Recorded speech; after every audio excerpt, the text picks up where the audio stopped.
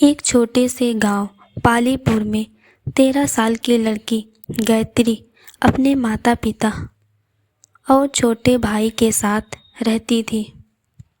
उनका परिवार खेती और पशुपालन से अपना गुजर बसर करते थे।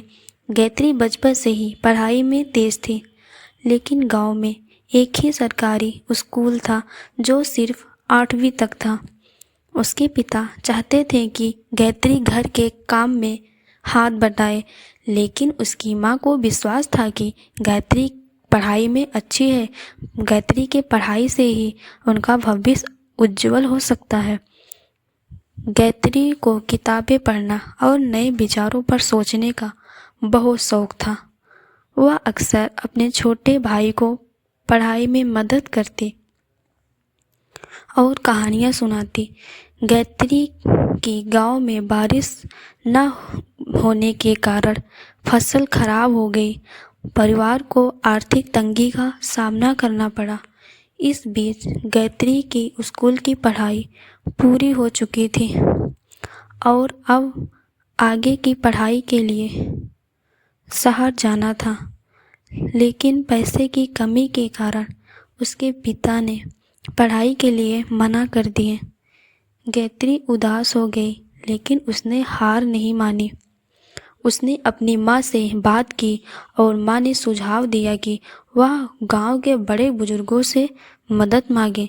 गायत्री ने गांव के सरपंच से बात की, जिन्होंने उसे एक छात्रवृत्ति योजना के बारे में बताया। छात्रवृत्ति मिलने के बाद गायत्री ने पास के स्कूल में दाखिला लिया और वह खूब मन लगाकर पढ़ाई करने लगी। गायत्री ने अपने गांव के बच्चों के लिए भी कुछ करने का सपना देखा। गायत्री ने 12वीं परीक्षा में पूरे ज़िले में टॉप किया। उसने आगे की पढ़ाई के लिए कृषि विज्ञान का चुनाव किया।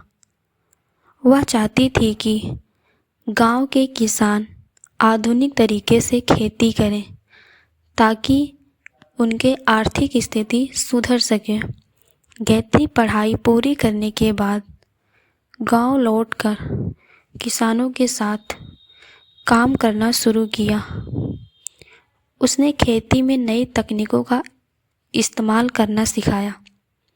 साथ ही उसने महिलाओं के लिए सिलाई और हस्तकला के प्रशिक्षण केंद्र खोले, जिससे कि गांव के औरतों को आत्मनिर्भर बनने का मौका मिल सके।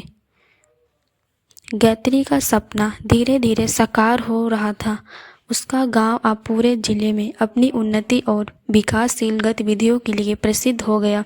गायत्री अब सिर्फ अपने गांव की नहीं, बल्कि आसपास के कई गांवों की प्रेरणा बन चुकी थी।